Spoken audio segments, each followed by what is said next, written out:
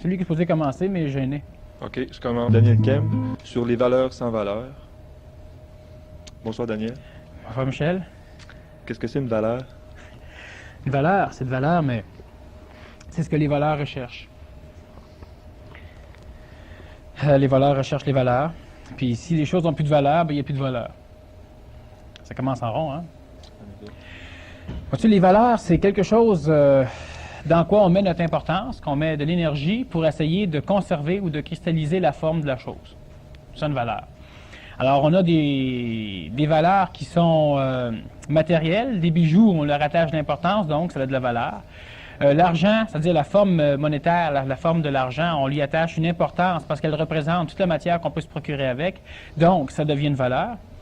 Mais ce n'est pas ces valeurs-là qui n'ont pas de valeur. Parce que ces valeurs-là ont la valeur qu'on veut leur donner, hein, ça va de soi, mais ils ont aussi une valeur qui est énergétique, qui est évidente. C'est-à-dire que l'argent, si tu craches sur l'argent, tu craches sur un don divin. Tu craches sur une énergie qui est créatrice, puis qui est extraordinaire.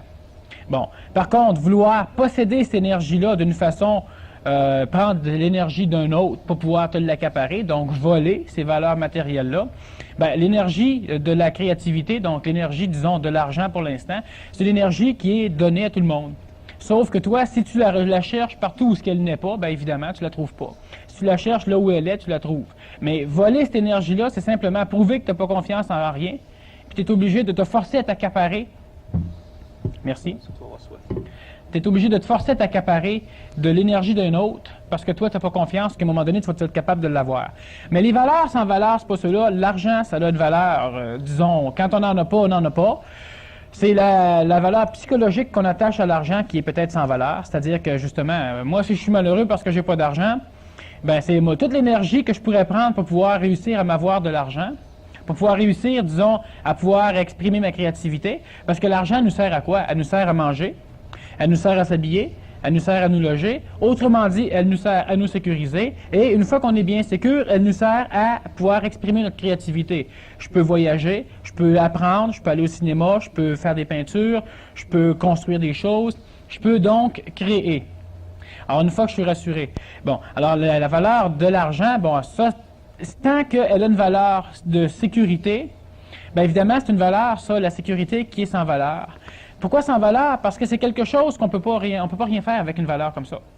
Avec l'argent qui a une valeur, disons, réelle, ben, tu peux bâtir, tu peux acheter, tu peux faire une maison, tu peux t'avoir un chalet, tu peux envoyer tes enfants dans une école spécialisée, tu peux, toi, faire certaines choses. Mais si tu mets comme valeur sur l'argent juste la valeur de sécurité, ben, tu vas avoir 5 000 $ en banque et puis tu ne seras pas sécure. Tu vas avoir 10 000 $ de plus, ben, tu ne seras toujours pas plus sécure. Tu vas toujours en avoir un peu plus parce que tu ne veux pas retourner à l'état où tu étais avant. Donc, si je suis rendu à 50 000 $, ben, prendre 10 000 $ puis acheter, je ne sais pas moi, un auto à ma femme, ben, là, je me ramasse à 40 000, puis 40 000, ben, ça me tente pas de retourner là tout de suite. Fait qu'on se met tout le temps, bon, quand j'aurai 100 000, correct. Quand tu arrives à 100 000, tu vas remarquer que tu as autant de misère à dépenser 1 000 $ que tu n'avais quand tu avais 6 000.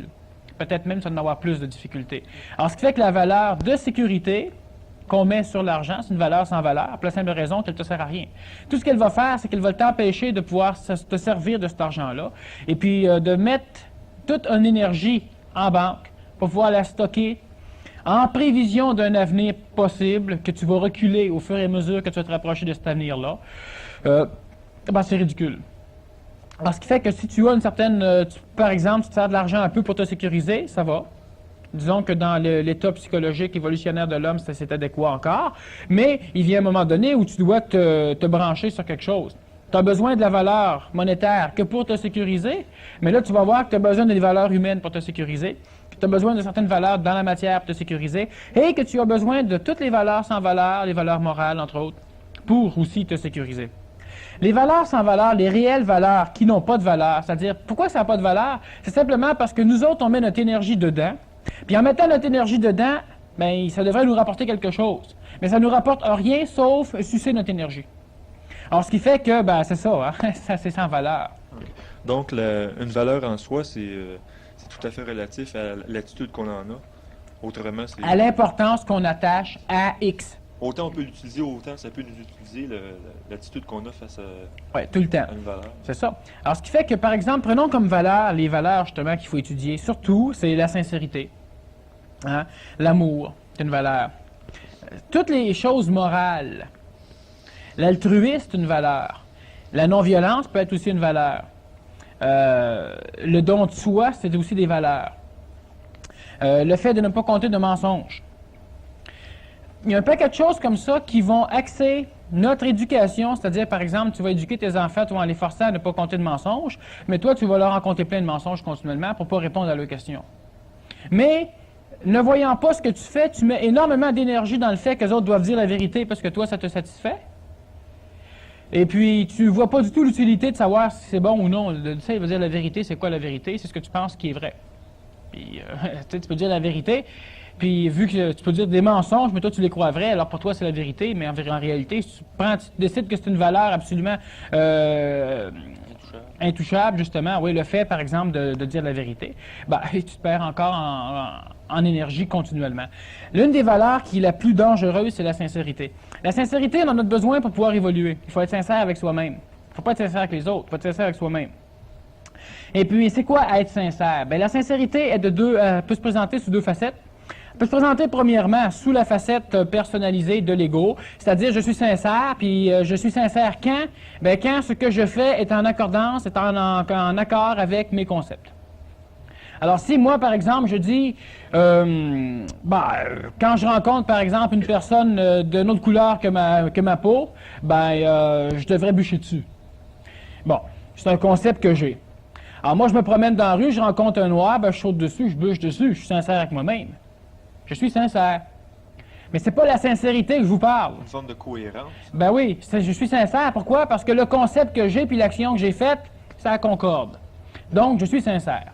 Alors, si toi, par exemple, tu me dis que tu es laid, ben normalement, moi, si je suis sincère avec moi-même, ben il va dire, je suis là, j'ai ma personnalité, j'ai mes affaires, puis t'as pas rien à dire là-dessus, fait que moi, je te saute dessus, puis c'est tout. Tu sais, ben je suis sincère avec moi-même. Alors, ce qui fait que si, par exemple, dire la vérité, dire un mensonge, c'est quoi? Ben c'est ça. Si tu es sincère avec ton concept, ben là, automatiquement, pour empêcher la culpabilisation, tu vas décider qu'il y a des mensonges qui sont justes.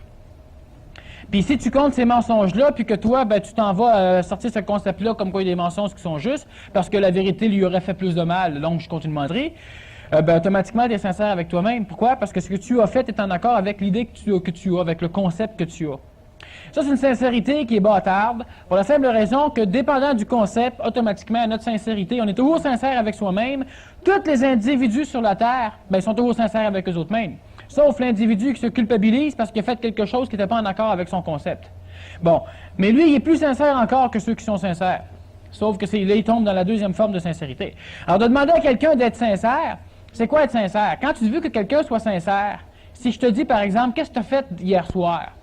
Sois sincère, dis-moi-le. C'est quoi? Là, c'est parce que je veux l'obliger, lui, à agir en accord avec mes concepts. Donc, là, il va être sincère pour moi. Alors, si vous voulez que quelqu'un soit sincère pour vous, c'est parce que vous voulez le forcer à agir selon votre conception. Là, il va être sincère avec vous. Il ne sera pas sincère avec lui, mais s'il est sincère avec lui, s'il vous compte un paquet de menteries en pleine face, il est en accord avec ses concepts, il est sincère avec lui-même, mais pas avec vous. Alors, ce qui fait que notre sincérité, c'est quoi? Bien, moi, il faut que je sois sincère avec moi, puis toi, il faut que tu sois sincère avec moi. Puis toi, ben, on s'en fout. Tu sais, toi, tu n'as pas à être sincère avec toi parce qu'automatiquement, moi, je ne peux pas retirer de toi ce que je veux retirer de toi. Alors, vu qu'on donne comme éducation à nos enfants une forme de sincérité bâtarde de cette façon-là, et vu aussi que moi, je travaille comme ça, ben, automatiquement, moi, je suis sincère, puis je ne peux pas comprendre pourquoi toi, tu n'es pas sincère. Ah oui, mais toi aussi, tu es sincère. Mais tu es sincère avec toi, pas avec moi, puis c'est normal. Mais la vraie sincérité, celle qui est juste, disons, puis celle qui est juste, c'est pas celle que vous allez décider qui est juste. Celle que vous allez décider qui est juste, c'est celle qui est en accord avec le concept que vous avez de la sincérité. Mais ça encore, c'est faux. Parce que si votre concept est faux, ben, votre sincérité est aussi fausse sur le concept. Alors, la sincérité, ben, premièrement, on ne peut pas demander à personne d'être sincère. Pour la simple raison que demander à quelqu'un d'être sincère, ça veut dire de lui demander d'être en accord avec mes concepts. Si on lui demande d'être sincère avec lui-même, quand on lui demande une question, par Oui, exemple. mais ça encore, c'est une manipulation pour qu'il soit sincère avec nous autres. Okay. Tout le temps. Sois sincère avec toi, là. Tu sais que c'est pas beau quand tu as des menteries? Bon, dis-moi la vérité. C'est ça. C'est une belle forme de manipulation. Puis, en fin de compte, la personne n'est pas sincère avec elle-même, elle est manipulée. Puis, pour prouver qu'elle est sincère, parce que c'est une valeur, la sincérité. Alors, pour te prouver qu'elle est sincère avec elle-même, ben, en fin de compte, elle va te dire la vérité. Tu vas l'avoir manipulée, pourquoi? Parce que tu vas avoir joué sur la valeur qu'elle place dans la sincérité. Puis comme c'est une valeur, ben, automatiquement, pour pouvoir se convaincre qu'elle a cette valeur-là, c'est une valeur qui est importante pour l'homme, ben, pour se convaincre, elle est obligée donc d'accréditer ta demande, donc de te prouver qu'elle est sincère avec elle-même en étant sincère qu'avec toi-même, avec l'autre. Alors, ce qui fait que, en te disant ça, ben toi, tu vas vouloir me prouver que tu es sincère avec toi-même, tu vas me dire la vérité, mais en réalité, tu n'es plus sincère avec toi, tu es sincère avec moi. OK? Alors, c'est une valeur. Pourquoi c'est une valeur? Parce qu'on peut vous manipuler avec cette valeur-là. Toutes les fois que vous pouvez être manipulé par une valeur quelconque, bien, posez pas une question, c'est une valeur, puis c'est une valeur qui est sans valeur. Tu n'es pas un bon père, tu n'es pas une bonne mère. Mais vous avez des valeurs, justement, là-dedans, ou ce que vous devriez être. Puis pour être ça, il faut que le voisin le dise. Même s'il faut que tu battes ton enfant pour que le voisin dise que tu es un bon père, ben, tu vas battre ton enfant, comme ça tu vas être sincère avec toi. Donc, en réalité, que le voisin. Hein? Alors, ça fait que ces valeurs-là, ben, c'est ça. Si tous les fois que moi, je vais vous attaquer sur une valeur, puis ça vous frustre, ben, c'est parce que cette valeur-là, ben, c'est une valeur justement qui est sans valeur, qui ne peut servir qu'à votre manipulation. Puis ne servant qu'à votre manipulation, ben, faites-moi pas croire que c'est une valeur qui est importante. La sincérité, c'est quoi? C'est pas quand on arrive à être en accord avec nos propres concepts. C'est quand on arrive à réellement s'observer sans juger ce qui se passe, sans l'accréditer puis sans le condamner. Là, automatiquement, je suis sincère. Dans le sens que je laisse tout faire comme que c'est, puis je m'en mêle pas, puis j'observe. Bien là, là tu es sincère avec toi-même. Mais si moi, j'arrive, puis je te dis, dis-moi la vérité, toi, tu t'observes, puis tu dis, ben non, je dis pas la vérité. Tu es sincère avec toi-même, mais moi, essayer de te convaincre que tu n'es pas sincère avec toi. Parce que tu as un concept qui te dit de temps en temps de dire la vérité. Enfin, le concept te dit surtout que les autres devraient te dire la vérité. Hein, c'est plutôt ça. Alors, ce qui fait que la valeur, là, c'est un exemple de valeur que je donne, mais quelle que soit la valeur, c'est-à-dire que quand on a une valeur, c'est quoi? C'est parce qu'on attache une certaine forme d'importance à un concept, et puis vu qu'on met de l'importance dans le concept, automatiquement, ça a de la valeur pour nous. Quelque chose qui va renforcer cette valeur-là, c'est le fait qu'une valeur, par définition, il y a une communauté autour de toi qui lui attribue le même c'est tout le monde, exactement. C'est tout le monde. De toute façon, l'homme de masse réfléchit en masse. Alors, ce qui fait qu'automatiquement, puis quand je dis en masse, ça ne veut pas dire beaucoup, ce qui veut dire que ton individu, justement, si tout le monde y croit, ben lui, il croit.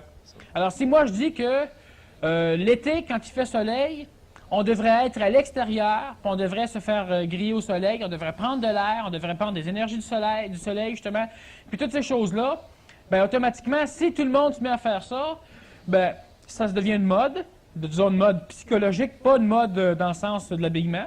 Pour certains, c'est aussi une mode psychologique. Là, ça a une valeur incroyable, le fait d'être à la mode. Pour certains jeunes, justement, à un moment donné, ça devient une valeur. À ceux qui en souffrent s'ils peuvent pas, s'ils ne rencontrent pas cette valeur-là, c'est une autre valeur sans valeur.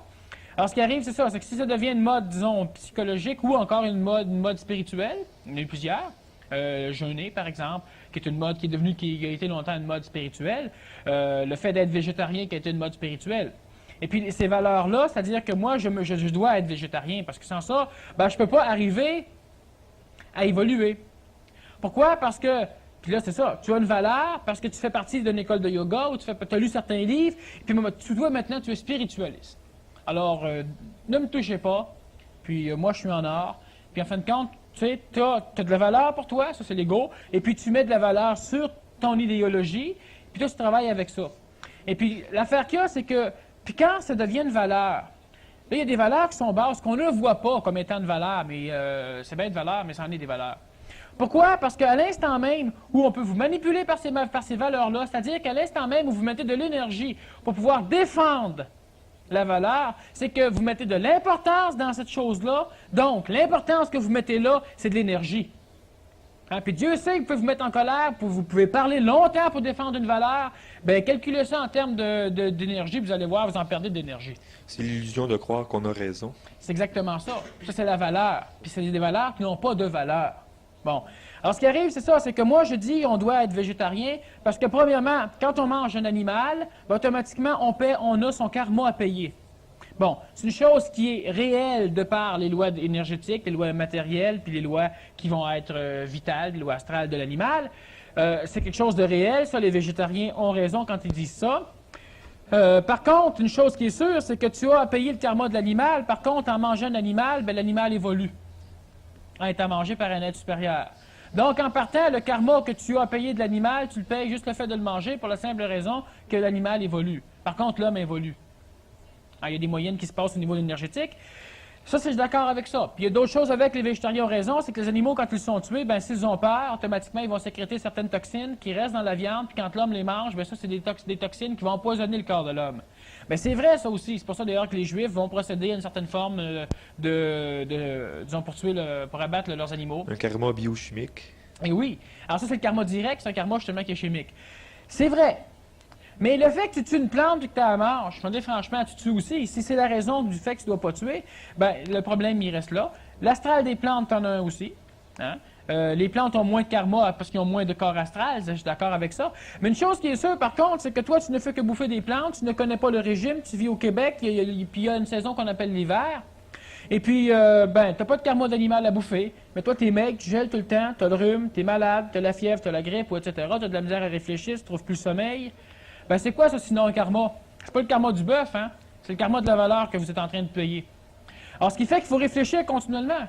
Certaines personnes ont dit, c'est vrai, mais il faut être végétarien, ça veut dire qu'il ne faut pas tuer. Bon, mais les plantes, t'es tues? Parfait, on mange des graines.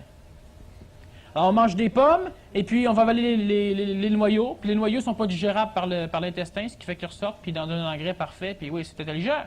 Oui, une condition que tu ne fasses pas tes besoins de toilette à Montréal. Hein? Ils ne pousseront pas fort, les graines de pommes dans les égouts de Montréal. T'sais? Alors, ce qui fait que tu as toujours des choses, tu as toujours des raisons pour défendre tes valeurs, puis en fin de compte, ben, ça ne fonctionne pas. Toi, tu as un corps, puis présentement, au niveau où l'homme est rendu en termes de son évolution, ben, il y a bien des choses qui ne sont plus comme ils étaient.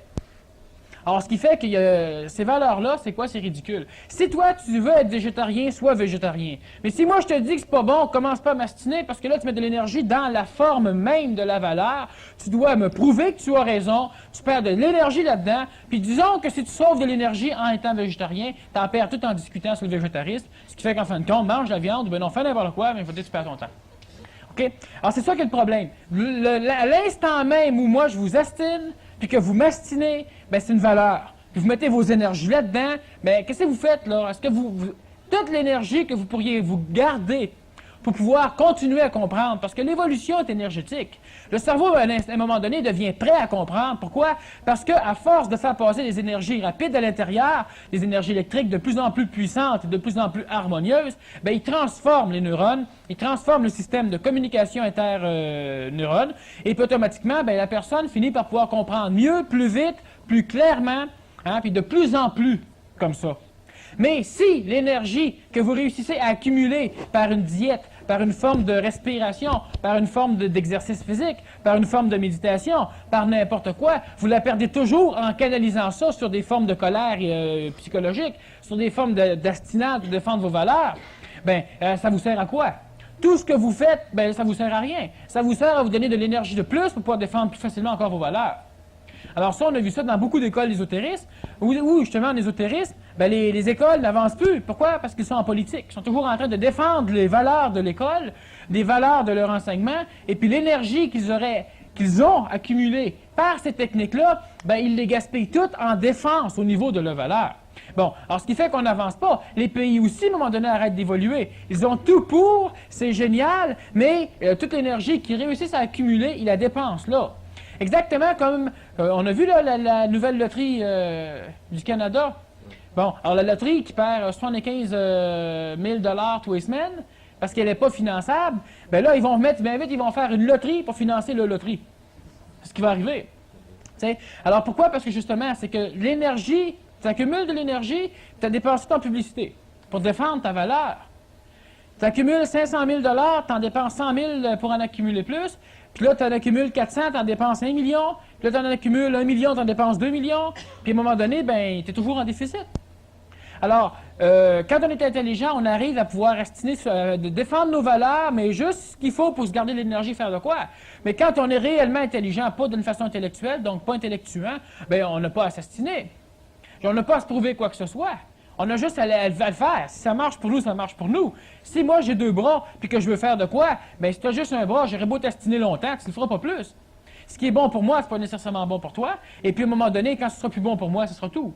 Mais les valeurs, c'est quoi? Ben, c'est simple. Toutes les fois que vous vous sentez touché, ou que vous voulez argumenter, ou vous voulez défendre, ou vous voulez expliquer quand c'est pas le temps, tu sais, quelqu'un qui n'a rien à faire, qui ne peut pas digérer le lait, essayez pas de le convaincre qu'il faut qu'il boive du lait. Que c'est bon pour la santé, que ça ôte les caries, puis que ça renforce les os. Lui, il va te dire que ça fait de l'arthrite, puis que ça fait de l'artérosclérose, etc. Hein? Alors, ce qui fait que ça ne sert à rien. L'énergie que tu ramasses dans une technique, si tu la canalises tout au complet dans la défense de ta technique, bien, la technique, c'est une valeur. Puis étant une valeur, bien, une valeur, justement, qui elle ne sert à quoi? Qu'à te donner de l'énergie pour la reprendre après, pour continuer à vivre, c'est une valeur sans valeur. En ce qui a trait à la conférence de la semaine dernière, on peut dire que c'est un frein. C'est un immense frein. Je dis toujours des immenses, tous des immenses freins. Des gros, gros freins. Mais la chose qui est sûre, c'est que en termes d'énergie, c'est un des freins. Pourquoi? Parce que dans tes valeurs, tu peux exprimer la colère. Tu peux exprimer la jalousie. Tu peux exprimer tellement de freins au niveau de ta valeur, parce que quand je défends ma valeur, je mets tout ce que je peux. Je mets toutes mes énergies à défendre mes valeurs. Mais c'est pour ça que ces maudites valeurs-là, c'est des valeurs sans valeur. Parce que je mets toutes mes énergies, non pas à comprendre, non pas à évoluer, non pas à travailler, mais à défendre mes valeurs. Alors, c'est absolument ridicule. C'est complètement ridicule. Puis une valeur qui est comme ça, c'est facile. Vous avez juste à regarder dans votre vécu ce que ça donne, puis vous allez découvrir les valeurs qui sont sans valeur. Puis si c'est sans valeur dans le sens que même si ce que vous faites a une importance, ça a une valeur. Mais ça, jusque-là, cette valeur-là, elle a de la valeur. Mais si quelqu'un vient juste donner un petit coup, ben non, qui vient frapper un coup de masse dessus, puis que vous mettez toutes vos énergies pour défendre la valeur, ben votre valeur, là, ce qui se passe présentement, qu'est-ce qui a le plus de valeur? Le fait de défendre notre valeur ou la valeur qu'on veut défendre? Bien, la valeur sans valeur, c'est le fait de vouloir défendre notre valeur. Alors, si moi, je te dis que 5 et 5 font 10, c'est une valeur extraordinaire, toi, tu m'astines un petit peu puis que je mets toutes mes énergies pour te prouver que j'ai raison, bien, c'est ça, là. Toute mon énergie n'est pas mise dans le vécu de ma valeur, mais dans la défense de ma valeur. Automatiquement, cette défense-là, je mets plus d'importance dans la défense que dans ce que je veux défendre, et c'est ça, la valeur sans valeur. C'est le phénomène dans lequel je canalise mes énergies. Celui, justement, pour défendre ma valeur. Alors, si moi, je mets de l'énergie dans ma famille, puis automatiquement, quelqu'un vient me voir et dit que les familles ne devraient plus exister, on devrait toutes se mélanger, comme il y a en Polynésie. Puis moi, automatiquement, je commence à argumenter, je me lance en politique, puis je m'occupe juste de prouver que les familles, c'est bon. Mais si je mets plus d'énergie dans ma politique de prouver que les familles, c'est bon, que j'en mette dans ma famille, bien, pendant que moi, prouver que les familles, c'est bon, ma famille, elle va se défaire en arrière de moi. Alors, automatiquement, quelle est la valeur? Ma valeur familiale est peut-être bonne, mais vu que je mets toute mon énergie à défendre cette valeur-là, ça devient la valeur primordiale pour moi. Défendre ma valeur. Puis c'est ça, ma valeur sans valeur. Pourquoi? Parce que mon énergie que je pourrais me servir pour faire de quoi? Tu sais, si eux autres, ils décident que les familles, c'est plus bon, c'est deux affaires. Si ma famille, moi, ça marche à merveille, à un moment donné, ils ne veulent pas, ça va rayonner. Il y en a bien qui vont s'en rendre compte aussi. Mais je ne me lance pas dans une forme de travail pour défendre ma valeur. Alors, quand on se met en colère pour défendre juste le fait, par exemple, que vous avez votre habillement, votre manière de parler, le genre de film que vous allez voir, le genre d'hôtel que vous fréquentez, le genre de personnes que vous rencontrez, le genre de conférence où vous allez, il y a tellement de choses sur lesquelles on vous agresse continuellement. Puis l'énergie que vous placez dans la défense, justement, pour expliquer, parce qu'on se doit, hein, on se doit d'expliquer à tout le monde pourquoi on fait de quoi. Hein? Il faut que le monde nous comprenne. Une des formes de manipulation absolument parfaite de l'homme ou de la femme, quand le couple va se parler, par exemple, là, je te comprends pas. Là, franchement, je te comprends pas. Ah, puis tu es là, puis là, tu recommences. Tu as l'impression qu'il faut absolument que l'autre te comprenne. Mais l'autre, il n'y a pas à te comprendre si l'autre ne peut pas te comprendre. T'sais? Alors, toi, tu décides que tu fais du jogging tous les soirs. Là, ta femme vient te voir, elle te dit « Pourquoi tu fais du jogging tous les soirs? C'est bon pour la santé. Tu n'as une bonne santé. » Ben oui, mais j'ai encore besoin. Là, franchement, là, je te comprends plus pantoute. Puis là, tu te sens coupable. Là, tu ne sais plus où aller, tu es tout fait. Pourquoi? Parce que toi, tu as ancré en toi l'impression qu'il faut que les autres te comprennent. Ben, tu me comprends pas? Non, qu'est-ce que tu veux que je te dise? Moi, je me comprends. Ça fait ton jogging. Si ça te tente d'expliquer parce que tu crois que la personne, ça peut être bon pour elle, OK. Mais tu passes pas tous les fois. Tu sais, on n'a pas de besoin d'être compris par les autres. Puis si vous avez un besoin d'être compris par les autres, c'est parce que vous-même, vous n'êtes pas sûr de ce que vous faites, vous demandez l'accréditation d'autrui, puis en demandant à autrui d'accréditer ce que vous faites pour que vous vous sentiez bien, bien faites-moi confiance, vous allez vous sentir mal longtemps, puis souvent. Donc, il y aurait comme un phénomène d'insécurité à la base du fait qu'on veut toujours défendre nos valeurs. Tout le temps. Alors, vu que tu es insécure, puis vu que cette valeur-là, pour toi, elle a de la valeur, tu veux obliger la population de l'univers à y accorder de la valeur. Si toi, tu as une pièce, une chambre, tu rentres là, tu as ton crucifix, tu as ton petit tapis, tu as ton encens, puis quand tu rentres, tu fais 3 ou 4 prières, 3 ou 4 saluts, tu te mets à genoux, tu rentres jusqu'à ton bureau, tu te lèves, tu t'assois, tu regardes à gauche, à droite, au nord, au sud, tu fumes ta pipe de Marie, bon. Là, quelqu'un rentre là-dedans et dit « Hey, Michel, il y a une bonne vue à soir. » Là, tu tires tout ce que tu as de sacré dans la face. Pourquoi? Parce que la pièce, puis tout ce que tu fais là a une valeur pour toi. Une valeur extraordinaire qu'on ne peut pas violer. C'est sacré. Puis quelque chose de sacré, c'est quelque chose qui a plus de valeur encore que les valeurs. Mais c'est une valeur, quelque chose de sacré. Ça crée bien des problèmes. Hein? Et puis, ce qui arrive, c'est que toi, justement, parce que c'est sacré, bien, tout le monde devrait, tu vas dire, me respecter. Ben quoi, j'ai ouvert la porte puis je t'ai parlé. C'est qu'il aurait fallu que je fasse te respecter. Je t'envoie un télégramme.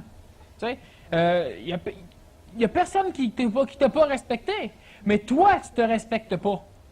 Parce que toi, tu prends toutes tes énergies pour t'en servir, pour pouvoir donner, pour manipuler l'autre, le faire travailler comme tu veux qu'il travaille. Lui, il faut qu'il cogne à ta porte, il faut qu'il fasse 25 saluts, il faut qu'il rentre jusqu'au bureau avec, il faut qu'il fume sa pipe de Marie. Puis tout ça, tu sais, pour pas te parler. Bon, sans ça, ben l'autre, il te respecte pas. Puis toi, tu le respectes en maudit, hein, en le forçant à faire ce que toi, tu veux qu'il fasse. Bon, alors ce qui arrive, c'est que tes valeurs, c'est de valeur, mais ça n'a pas de valeur pour personne. Bon. Mais ça a de valeur pour autrui quand c'est social. Alors, socialement, on doit dire la vérité. Tu vas en cours, et puis là, ben, on te donne une Bible, et puis là, ben là, jurez-vous de dire la vérité, toute la vérité, rien que la vérité, dites, je le jure. Ben, je le jure. Tu sais? Puis dans la Bible, c'est écrit qu'il ne faut pas jurer sur rien. Puis tu jures sur la Bible. Alors, c'est quelle valeur ça a? Ça a la valeur que l'homme veut bien donner. Ça a juste cette valeur-là. Mais si toi, tu dis, ben moi, je jure pas là-dessus, moi, je prends la Bhagavad Gita, c'est... Là, le juge, il ne saura plus. Là, ils vont faire une enquête pour voir si tu es réellement un adepte de la Bhagavad Gita, si tu es un disciple de Krishna ou quelque chose dans le genre, pour savoir si ça a de la valeur pour toi de jurer sur la Bhagavad Gita. Parce que si ça n'a pas de valeur, tu vas nous compter un paquet de menteries. Mais ce qui est amusant, c'est que vu qu'on croit socialement que jurer sur la Bible, ça a de la valeur, on ne vérifie pas si le criminel, lui qui a tué, a de la valeur. Il calcule que la Bible a de la valeur. On le fait jurer dessus, puis après, il peut nous dire n'importe quelle menterie, ça ne change rien. Bon, ça devient une tradition maintenant, mais ça a de la valeur, on doit commencer un procès comme ça. Pourquoi ça a une valeur? Puis si toi, tu ne le fais pas, c'est outrage à magistrat. Bon, pourquoi? Parce que le magistrat, ben, la loi décide si ça a de la valeur, puis toi, tu dois donner de la valeur à ce que les autres pensent que ça a de la valeur. Bon, ça, c'est la société. Mais c'est la société pourquoi? Parce qu'on est comme ça. Moi, ce qui a de la valeur pour moi, vous devez y faire attention. Si je me fous de mon char, ben, tu arrives avec tes sacs Stamberg, tu peux les mettre sur mon capot, ça ne me dérange pas. Si tu me graines un peu à peinture, c'est pas grave. Mais si mon char, tous les jours, je le lave, je le frotte, je le sais, j'essaye toutes les nouvelles cires qu'on me présente en télévision, puis tu arrives avec ton sac Stamberg, tu le mets là-dessus, tu vas voir que moi te causer dans le casse. Pourquoi? Parce que ça a de la valeur, puis tu devrais respecter mes valeurs. Même si tu ne connais pas mes valeurs, tu devrais les connaître et les respecter. De toute façon, la première loi de la loi, c'est que ce n'est pas une excuse de ne pas connaître la loi. Alors, ce qui fait que si vous faites un délit, ben, vous pouvez être reconnu coupable, puis ben, je ne savais pas. Ah, la loi a changé hier, puis c'est dans la loi que ce n'est pas une excuse de ne pas connaître la loi. Ben oui, parce que la loi représente nos valeurs, elle représente notre psychologie. Toi avec, c'est la même chose. Moi, je rentre dans la chambre. Ah, excuse, je ne savais pas qu'il fallait que je cogne puis que je rentre jusqu'au bureau puis tout ça. C'est pas une raison. Tu vas crier, tu vas brouter, tu vas péter, tu vas tout faire. Mais une chose qui est sûre, c'est que la personne, même si elle dit qu'elle ne savait pas, c'est pas une raison. Ça, ceux qui ont des enfants, vous pouvez voir, quand vos enfants vous le disent, ben je ne savais pas. C'est une bonne raison, ça. Ah ben il sait, là, ouais. Puis il va savoir, puis la prochaine fois, hein, vous le punissez pareil, comme la loi fait. Pourquoi? Parce que vous avez des valeurs, vous mettez de l'importance quelque part, et puis vous prétendez que tout le monde devrait accorder l'importance que vous accordez à ça. Parce que ça a de la valeur. Mais toute l'énergie que vous pouvez canaliser par ce schéma de valeurs-là, parce que les valeurs, c'est-à-dire ce dans quoi on met de l'importance, c'est pas néfaste. Ça peut être très néfaste, mais c'est pas toujours néfaste. Hein? Ça peut être bon, ça peut nous amener de l'énergie, ça peut nous bâtir, ça peut nous construire. Mais toute l'énergie que ça nous amène, si on la perd toute en frivolité, en défendant ces valeurs-là, ben tort, vice, à quoi ça vous sert, ces valeurs-là? Allez donc voir des films à la place. Ça va être bien plus pratique, puis vous allez moins crier. Dans ce sens-là, pourrais-tu nous parler un petit peu, c'est quoi l'intelligence derrière une valeur, s'il y en a? Oui. L'intelligence, il y en a une, mais c'est pas l'homme qui la place. C'est-à-dire que l'homme n'a pas encore l'intelligence qu'il faut pour voir ce qui doit être vu. Alors, automatiquement, l'homme a par contre la capacité astrale et intellectuelle de pouvoir essayer de construire ce qui devrait être vu à partir d'une perception. Puis une perception, c'est quoi? Ce n'est pas une vision, c'est une vision, disons, à travers un brouillard. Donc, à partir d'une perception de la chose qui doit être vue, ben, l'homme va prendre les éléments, il va construire ce qu'il croit être la chose, et puis automatiquement, ça devient un concept, puis ça, on y attache une valeur, parce que c'est avec ça qu'on va cheminer pendant un bout de temps. Alors, c'est intelligent. L'intelligence permet à l'homme de se construire des formes, c'est-à-dire que vu que tu as la capacité de te construire des valeurs, automatiquement, tu as certaines formes d'énergie intelligente qui vont descendre en toi, juste la dose que tu peux prendre. Jamais plus, parce que sans ça, c'est dangereux. Et cette dose-là, elle est dosée par l'ajusteur de pensée, elle est dosée par l'intelligence elle-même, et puis toi, tu as juste la dose que tu as besoin. À partir de cette dose-là, tu te crées un maître dans l'astral, tu te crées un maître dans le vécu, tu rencontres un guide de lumière, tu rencontres un extraterrestre, tu rencontres n'importe quoi. Ça a de la valeur pour toi. Mais ça, c'est pas nécessairement une farce. Ça peut être manipulateur d'une façon incroyable si c'est juste astral, mais ça peut être une apparition astrale guidée par l'intelligence.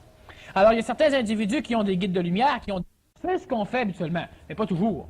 Le plus grand ennemi de nos valeurs, ça va être nous autres à un moment donné. Et puis, si nous, on met le plus d'énergie encore à essayer de nous ramener, de nous garder à nos traditions, donc à nos valeurs, bien là, c'est encore plus terrible. Autrement dit, à un moment donné, vous décidez que la religion X, elle n'est plus bonne pour vous. Bon, alors, le premier pas va être, ouais, mais d'un coup, c'est pas vrai. La culpabilité enseignée par les religions. Le deuxième pas va être, bon, ben c'est simple, la religion, c'est pas bon. Alors, c'est pas bon pour personne, c'est pas bon pour vous. Ça, c'est encore un phénomène religieux. Vous allez vouloir convertir les autres, que c'est pas bon. Mais quand on a vécu longtemps, puis plus on est âgé, puis quand plus on est âgé dans l'événement qu'on a vécu, ça veut dire par là que si tu n'as que 10 ans, mais ça fait 10 ans que tu vis dans un événement, tu es âgé pour l'événement. Alors, si tu as 50 ans, ça fait 10 ans que tu vis dans l'événement, c'est la même chose.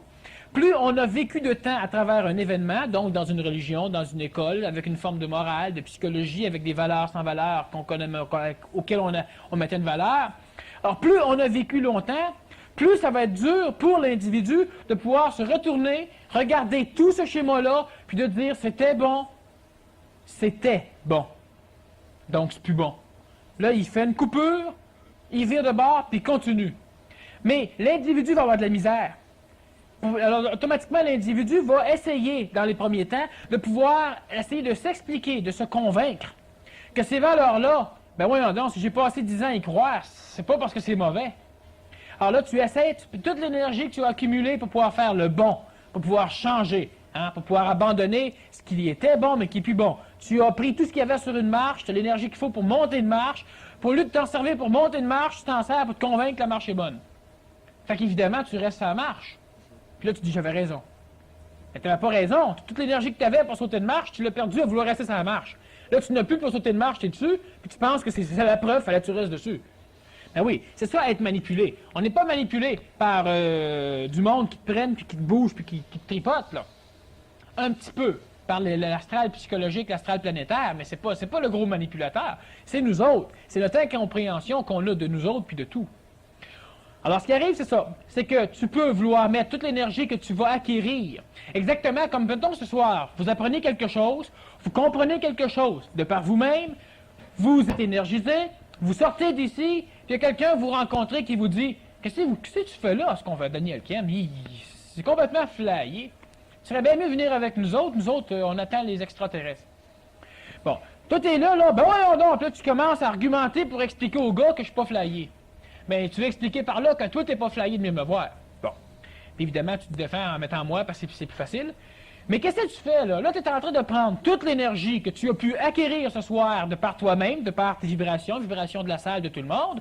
Toute cette énergie-là, qui va être extraordinairement bonne pour toi, parce qu'elle émane de tout le monde ici, elle émane de ce qui se passe ici. Et puis l'énergie qui va t'aider, tu la prends puis tu la mets toute dans la face du gars. Et moi, à la place du gars, je serais content parce que moi, je n'ai pas ramassé de l'énergie, je rencontre un gars puis il me la donne toute. Après ça, le gars s'en va, il est vidé, il est tout nu. Puis moi, je suis encore plus convaincu de mon affaire parce que j'ai encore plus d'énergie pour être convaincu. Toute l'énergie que l'autre, il m'a donnée. Bon. Alors, ce qui fait que, c'est ça, quel que soit ce que vous faites, vous lisez un livre, quelqu'un vous dit qu'il est plate. Est-ce que vous êtes obligé de prouver à l'autre que le livre n'est pas plate pour pouvoir prouver que vous n'êtes pas un gars plate et pour pouvoir vous expliquer? L'autre, il ne comprend pas pourquoi vous lisez des astérix de temps en temps. Mais ça le regarde dessus, ça, s'il ne veut pas comprendre. Moi, ça me relaxe. Puis de temps en temps, j'aime ça. Puis lui, il n'aime pas ça, puis après. Moi, je m'en vais pas le forcer à lire mes astériques, puis lui, il faut pas. Pourquoi faudrait que je lui explique? Pourquoi il faut continuellement que je perde toute mon énergie accumulée, puis que je la dépense sans cesse pour expliquer pourquoi j'accumule de l'énergie? On n'accumule pas de l'énergie pour pouvoir s'en servir pour expliquer pourquoi on l'accumule. C'est ça, les valeurs sans valeur. Alors, quelle que soit la valeur, quand elle est sans valeur, c'est quand vous placez de l'énergie pour la défendre. Quand vous placez de l'énergie pour défendre une valeur, elle est sans valeur. C'est sans valeur, puis c'est carrément sans valeur. On a fait des libérations de pays, vous allez nous dire, justement en défendant nos valeurs. C'est pas pareil. Les valeurs qui ont été défendues, par exemple, pour libérer les esclaves qu'on a eus aux États-Unis avant la guerre de sécession, puis pendant la guerre de sécession, c'est qu'on n'a pas argumenté sur le fait qu'il faudrait défendre, on a défendu. On a libéré une race de l'esclavage, on n'a pas argumenté sur le fait qu'il faudrait la libérer. Et ça, il y a une bonne différence, c'est que l'énergie accumulée pour pouvoir faire de quoi a servi à ce qu'elle devait faire, pas à argumenter là-dessus. Alors, ce que c'est bien différent. Les personnes n'ont pas défendu leurs valeurs. Les personnes ont vécu leurs valeurs. Et ces personnes-là l'ont vécu, puis ça leur a donné un résultat. Mais si ces personnes-là auraient passé leur temps à vouloir défendre leurs valeurs, c'est-à-dire que, moi, je suis pour la libération à cause que... C'est ça, défendre ses valeurs. Là, la valeur est sans valeur. Elle ne sert à rien. C'est pas ça que tu fais. Toi, tu es pour l'esclavage. Tant pis, c'est pas grave, ne me dérange pas. Moi, pendant ce temps-là, ce soir, je m'en vais puis je m'en vais en libérer. Tu ne vas pas compter ça au gars, toi, tu agis. Moi, j'ai une valeur, puis toi, tu en as une qui t'oppose à la mienne. Exactement. Alors, si on perd nos énergies à se défendre, ben, c'est ridicule. Pourquoi il ne se passe rien? Puis toute l'énergie qu'on accumule, nous autres, en tant qu'entité humaine évolutionnaire, on la perd continuellement pour prouver aux autres qu'on a raison de faire ce qu'on fait. Mais vous n'avez pas raison de prouver aux autres quoi que ce soit. Vous perdez tellement d'énergie là-dedans, ça ne sert à rien. Ça ne sert absolument à rien. Alors, ce qui fait que, quelle que soit la valeur, elle est sans valeur à l'instant même où vous prenez de l'énergie pour la défendre. Puis si on la défend avec succès, on s'enferme dans l'illusion qu'on a encore plus raison parce qu'on a l'impression d'avoir eu raison. Exactement. Mais tu ne vis toujours pas plus ta valeur. Tout ce que tu as plus d'arguments pour pouvoir défendre encore plus la prochaine fois. Puis il y a un moment donné où tu défends, puis tu gagnes. Tu crois gagner, mais en réalité, tu fais que manipuler l'autrui, mais ça ne change rien dans le pas évolutionnaire de l'homme. Ça ne change rien. Tu freines l'évolution des autres en les convainquant. Il faut que l'autre comprenne. Il ne faut pas que l'autre soit convaincu. Alors, ce qui arrive, c'est qu'à un moment donné, à force de convaincre, tu réussis à vibrer tellement dans l'énergie de la défense de ta valeur, tu peux te lancer en politique. Tu peux t'ouvrir une école. Tu peux faire des choses qui vont aider autrui, mais que toi, ils ne t'aideront jamais, tant que tu ne l'abandonneras pas. Parce que tu n'es pas dans l'expression de ta valeur, tu es dans l'expression de la défense de ta valeur. Puis ça, c'est juste de l'énergie que tu perds encore là.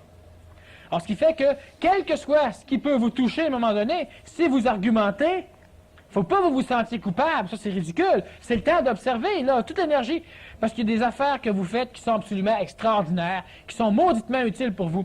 Vous vous êtes déjà demandé, c'est officiel, si vous êtes ici, c'est parce que ça vous intéresse un peu l'évolution. Vous vous êtes déjà demandé, c'est sûr, comment ça se fait que je ne réussis pas à évoluer vite comme j'aimerais, ou autant qu'un tel? Ou comment ça se fait que lui arrive, il est plus jeune que moi, puis il comprend plus? Je fais des travaux, j'ai fait telle chose, j'ai suivi tel cours, j'ai fait tel séminaire. Mais comment ça se fait, maudit, que moi, j'arrive pas à évoluer? Je change pas comme j'aimerais changer. C'est sûr. Toute l'énergie que vous ramassez, vous la gaspillez dans la défense de vos valeurs sans valeur. Vous la gaspillez dans n'importe quelle chose qui est absolument inutile. Si vous allez prendre une marche dehors, si vous allez faire du jogging, vous perdez une énergie physique qui va vous être redonnée par la nourriture que vous allez prendre. C'est bon de le faire. Mais si vous argumentez au niveau psychologique, toute l'énergie que justement, que vous vous êtes servi ou que vous avez réussi à accumuler, elle va vous être redonnée lors vous allez revivre la même étape. Donc, là, si vous êtes venu à une conférence, vous ramassez l'énergie, ça va vous être redonné à la conférence suivante. Mais vous ne pourrez pas faire de pas. Pourquoi? Parce que tous les fois que vous ramassez mettons, une quantité d'énergie, vous la gaspillez avant de ramasser une autre quantité. Alors, ce qui fait que vous n'êtes pas un accumulateur qu'on charge de plus en plus, vous êtes un accumulateur, c'est un condensateur. On charge, il se décharge. On charge, il se décharge. Alors, toute l'énergie que vous placez dans votre cheminement évolutionnaire, vous en perdez quasiment les 3/4 pour expliquer à autrui pourquoi vos valeurs ont de la valeur, puis pourquoi vous faites ce cheminement-là, puis pourquoi, etc. Alors, c'est simple. Si vous voulez savoir pourquoi vous avancez lentement, c'est pas parce que vous êtes n'importe quoi. C'est pas parce que vous êtes pas prêt. Vous n'êtes pas prêt dans le sens que c'est vrai, vous n'êtes pas prêt parce que vous n'êtes pas prêt, vous gaspillez votre énergie. Mais c'est pas une préparation. L'idée, c'est pas de venir à 300 000 conférences. L'idée, c'est pas de lire 3 librairies ésotériques. C'est pas ça qui va vous préparer. Être prêt, c'est quoi? C'est d'avoir la quantité d'énergie nécessaire pour qu'il s'opère une transformation, une mutation dans notre psychologie, dans notre mental, dans notre physique, dans notre vital. Ça, c'est être prêt. Alors, par exemple, je donne un séminaire la semaine prochaine.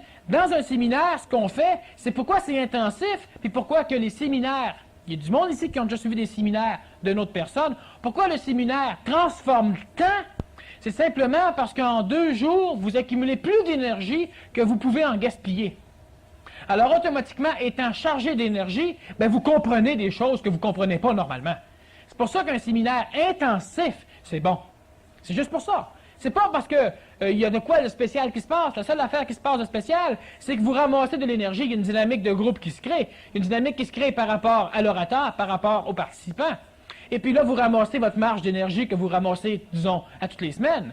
Mais vu qu'une heure après, vous avez une autre marche, puis une heure après, une autre marche, puis en fin de compte, là, on arrive à une place que là, vous êtes perdu. Vous ne vous trouvez plus, vous ne vous reconnaissez plus.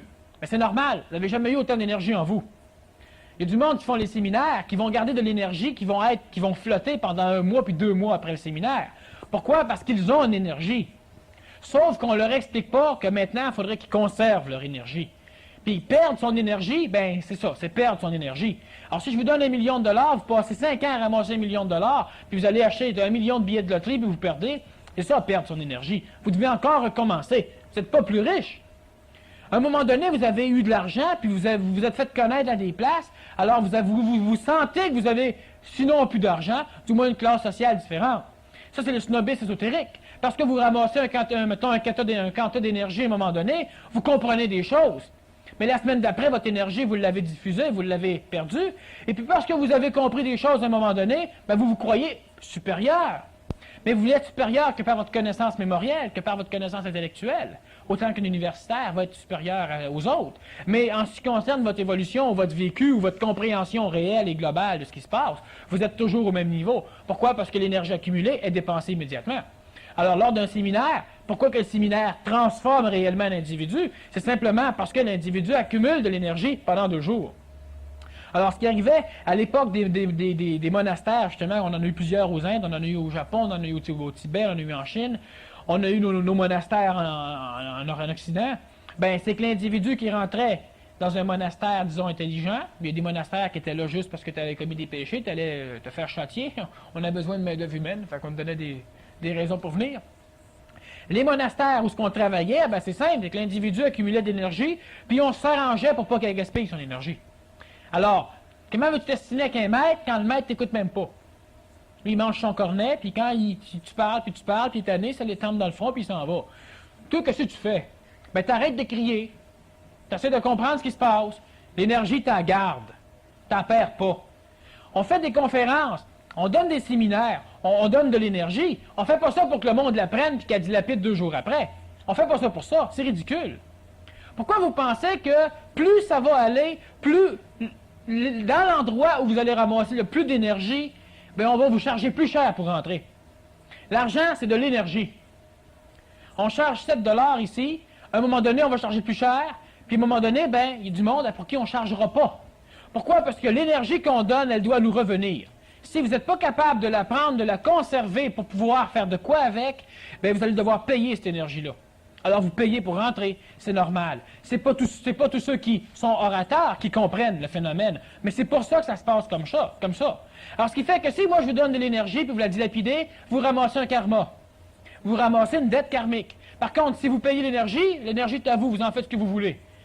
Mais dans votre démarche, vous ne faites rien pendant ce temps-là. C'est-à-dire que vous faites un petit pas. Parce qu'à un moment donné, vous ne dépensez plus l'énergie que vous ramassez, du moins pas dans sa totalité, mais vous dépensez pareil. Alors, ce qui fait que si on arrive à comprendre le processus, même de conservation de l'énergie, puis les valeurs sans valeur, ben c'est ça, c'est là qu'on place les 3/4 de l'énergie qu'on gaspille. Moi, présentement, je parle. Je ne défends aucun point de vue, je parle de choses que je ne sais pas, et j'apprends, et j'accumule une énergie extraordinaire, comme vous pouvez en accumuler une. Mais cette énergie-là, je m'arrange pour la conserver. Alors, ce qui fait que la conservant, automatiquement, je reste en contact avec où je prends mes connaissances. Et étant en contact avec ça, ben, je peux continuer à parler, je peux continuer à apprendre, parce que l'énergie que j'accumule, je ne la dépense pas. Et puis, la majorité des individus sont presque prêts à pouvoir faire ça, mais ils dépensent leur énergie. Alors, dépensez votre énergie, on fait un séminaire. Alors, il y a des séminaires qui coûtent 300 $, des séminaires qui coûtent 200 $, dépendant de la quantité d'argent qu'on doit mettre pour la matière. Alors, c'est dans un hôtel, s'il faut manger là, etc. Mais pourquoi qu'on charge tant? Ben, c'est simple. L'énergie qui est dépensée là par l'orateur, elle doit lui revenir. Sans ça, si vous prenez quelque chose puis vous le gaspillez, vous allez payer pour. Alors, l'orateur aussi, il a de quoi, il s'en sert. Mais il ne doit pas le gaspiller, il ne doit pas le dilapider. Alors, c'est la même chose, si vous arrivez, vous payez tant. Bien, vous vous placez dans une condition psychologique pour recevoir l'énergie que vous avez dépensée pour pouvoir la recevoir. Si vous faites un trou de 200 $ psychologique, vous allez pouvoir ramasser au minimum 200 $ d'énergie en psychologie. Mais si vous pouvez ramasser plus, vous allez pouvoir même le dire, puis ça souvent du monde l'ont dit, ça valait bien plus que ce que j'ai donné. Mais oui, parce que vous avez ramassé plus. Mais maintenant, il faut garder l'énergie qu'on ramasse. Il faut la conserver. Ça n'a pas encore été enseigné parce que l'individu n'était pas prêt à le recevoir. Mais présentement, ben, c'est simple. On doit le faire. Plus l'été va aller, plus il va faire chaud, et puis plus le monde va prendre des vacances. Et plus ceux qui vont participer à certains séminaires ou conférences, pas juste les miennes, moi je parle pour d'autres personnes en plus de moi-même, ceux qui vont y aller malgré l'appel, disons, de l'été, bien, ceux-là vont recevoir des connaissances d'un niveau plus supérieur à ce qui est normalement donné l'hiver. Pourquoi? Parce que c'est normal. L'été, écoutez-moi bien, c'est important. L'été, on mange des choses plus légères. On mange plus de légumes crus et plus de fruits crus. Donc, automatiquement, notre corps physique vibre mieux, notre corps vital vibre mieux. Et en plus, on prend du soleil. On a un début d'initiation solaire, comme j'expliquais la semaine dernière, au niveau de notre physique et de notre vitalité. Donc, on est dans un état beaucoup plus apte à pouvoir augmenter notre schéma vibratoire. Et de ce fait, ben, vu qu'on a des plaisirs en plus, parce qu'on augmente aussi notre schéma astral, ben, automatiquement, la filtration réelle se fait plus facilement. Les individus viennent de moins en moins. Pourquoi? Parce qu'ils ne sont pas prêts. Mais c'est l'été que doit se faire le travail, beaucoup plus que l'hiver. Parce que l'été, on est en condition physique et vitale et psychologique et mentale beaucoup plus apte pour pouvoir élever justement notre schéma vibratoire et notre compréhension. Beaucoup plus l'été. Si je vous dis, entrer en contact avec la nature, ben c'est simple. À un moment donné, là, allez vous promener nu-pied dans le gazon, puis essayez de percevoir par vos pieds ce que c'est. Ben vous ferez pas ça l'hiver. L'hiver, ça se fait, mais vous n'êtes pas prêt à le faire. Alors, ce qui fait que l'été, il y a tellement de choses qu'on peut faire, mais les individus fuient justement l'endroit où ils peuvent recevoir l'énergie l'été pour pouvoir s'amuser. Pourquoi? Parce qu'ils recherchent une énergie astrale, une énergie psychologique, au détriment de tout l'équilibre total de l'énergie. C'est pas parce qu'une personne va à 2 ou 3 ou 4 conférences dans une semaine qu'il va perdre son été. C'est pas parce qu'une personne assiste à 1 ou 2 séminaires au cours de l'été. Moi, j'en donne pas autant, mais il y a des choses à prendre ailleurs. Il y a du monde qui sont extraordinaires ailleurs. C'est pas parce qu'une personne perd, 2 fins de semaine au cours de son été qu'elle a perdu l'été. Elle va perdre bien plus la possibilité que lui donne l'énergie de l'été en faisant ce qu'elle fait depuis qu'elle est jeune, en s'amusant. Il faut faire des sports, c'est bon pour l'énergie physique. Il faut faire d'autres choses, il faut en profiter pour manger des légumes, manger des fruits crus. Pourquoi? Parce que dans le légume et dans le fruit cru, il y a une énergie vitale qui est normale, qui est à son état plein et qui est vivante. Le fruit ou le légume cru va continuer justement à mûrir, même si c'est arraché au soleil. Mangez ça, c'est de l'énergie vitale que vous donnez à votre corps. Ça allait avoir besoin de moins de sommeil, ça allait ramasser de l'énergie pour l'hiver. Puis il y a plusieurs choses que là, je n'expliquerai pas, on est dans les valeurs. Mais manger des légumes et des fruits crus au détriment de la viande morte ou des légumes cuits, qui est mort, ben, automatiquement, ça vous met dans des conditions. Et l'été, vous pouvez faire ça. L'été, instinctivement, vous allez manger beaucoup plus de tomates, beaucoup plus de pommes, beaucoup plus de melons d'eau. Vous allez manger des choses comme ça. Au lieu de boire de l'eau du robinet, vous allez manger des fruits qui ont du liquide. Bien, à l'intérieur de ce liquide-là, vous ramassez, en plus d'un paquet de sels minéraux, etc., vous ramassez de l'énergie vitale, qui est directement assimilée par votre estomac parce que c'est liquide. Hein? Alors, c'est sûr que l'été, c'est là qu'il faut qu'on fasse de quoi. L'initiation solaire ne se fait pas l'hiver. Elle se prépare l'hiver par du monde qui sont prêts à l'équinoxe, c'est-à-dire vers le 25 de décembre, 21 décembre, quand le soleil recommence à descendre vers l'équateur. Mais présentement, pour nous, ben c'est ça, c'est l'été. C'est l'été qu'il faut travailler. Fait chaud l'été, habillez-vous en conséquence, c'est tout. Laissez faire les valeurs de la mode. Laissez faire les valeurs qui vous disent que vous devriez arriver sous telle forme. On s'habille pour être en forme. On n'est pas ici pour faire un défilé de mode, on est ici pour pouvoir augmenter notre quantité d'énergie. Alors on met tous les moyens en œuvre pour pouvoir le faire, mais c'est intelligent et utile à la condition qu'on mette tous les moyens en œuvre pour ne pas gaspiller cette énergie-là après. On n'a plus de maladie quand on ne gaspille plus notre énergie. On n'a plus de problèmes psychologiques. Puis il y a beaucoup d'autres choses que je ne vous compte pas. Vous le vivrez, ceux qui le feront. Sans ça, je vais vous mettre juste des petits gâteaux au bout, puis psychologiquement, au niveau de votre astral, vous allez vouloir travailler pour atteindre ça. Vous allez encore dilapider votre énergie. Mais il y a énormément de choses qui se passent, qu'on recherche, mais qu'on ne peut pas trouver. Pourquoi? Parce qu'on n'a pas l'énergie pour le faire.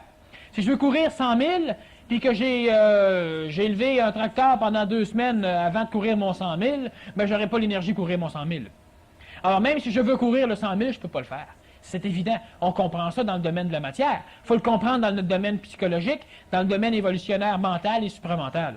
Très important.